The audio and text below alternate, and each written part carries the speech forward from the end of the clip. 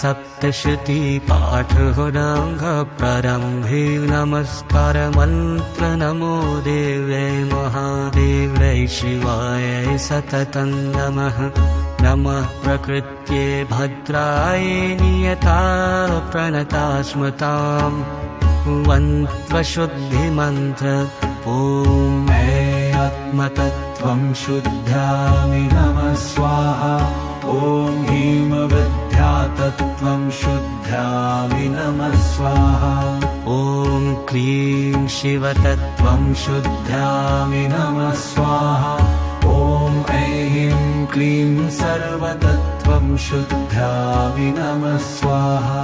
ॐ संकल्पमन्त्र ॐ विष्णुर्विष्णुर्विष्णुर् ॐ नमः परमात्मने श्रीपुराणपुरुषोत्तमस्य श्रीविष्णुराज्ञया पर्वतान्तरस्थाय श्रीदुर्गाय द्वितीयपरार्धे श्वेतवरे कलियुगे द्वितीयपादे जम्बूद्वीपे भारतवर्षे भारतखण्डे आयवतार हिमालय दक्षिणेषु पुण्यप्रदेशे भारद्वाजगोत्रे वर्तमानस्य चतुर्युगस्य 28तमे कलियुगे प्रथमे चरणे महायुगमध्यगतायाम् उत्तमे शुभतिथौ शुभयोगे शुभनक्षत्रे शुभकरणे शुभलघुकर्णे एवं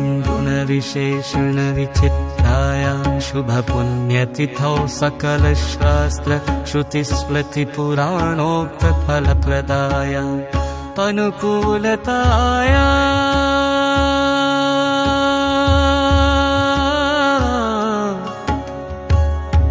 अनुकूले स्थले अनुकूलगोत्रे अनुकूले नान्दरे सुपुत्रसम्पन्नाया श्रीमत्प्रज्ञगुणाति प्रभूतजनधानयुक्ताय विनयशीलाय पंडिताय धर्मपत्नी समेतस्य श्रीमत्प्रज्ञालिने सर्वाभीष्टफलसिद्ध्यर्थं तदाद्यया श्रीदुर्गा सप्तशती पारायणं करिष्ये। कर्मणां साक्षिवत्तिष्णुवर प्रीतो भातु श्रीमान् महालक्ष्मी महामाया देवी स्मृत तत्तफलसिद्ध्यर्थं शास्त्रहितं सप्तशती पारायणं करिष्ये। ॐ ऐं क्लीं चामुण्डाय विच्चे। इस मंत्र का जप 3 बार करें।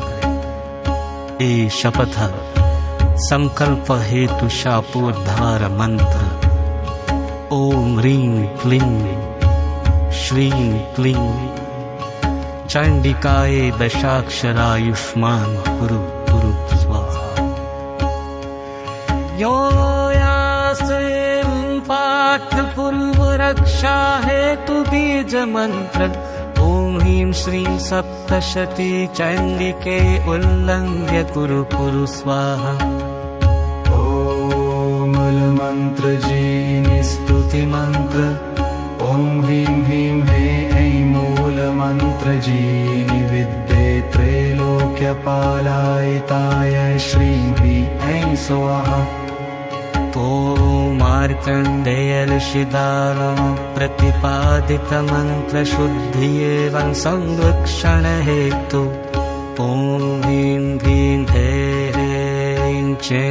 महाशर्यपन्नमजकुरञ्झको ओ रद्रयामरतं तमे वरमतनिधानकमनत वंशिने विञ्चङ्गाय नज प्रसिद्धियज्ञनाशाय विरोचनाय नमः। वसिष्ठनारदसन्दत्तवाजमन्त्रविन्दितवित प्राणिलर्षित सर्वभूमया नमात श्रीमती भवता चण्डिकाय नमस्तुते हिरुरात्मश्नुरूपुरदासविशुतिर्विमोचनं मम सङ्कल्पितताडरसिद्धिं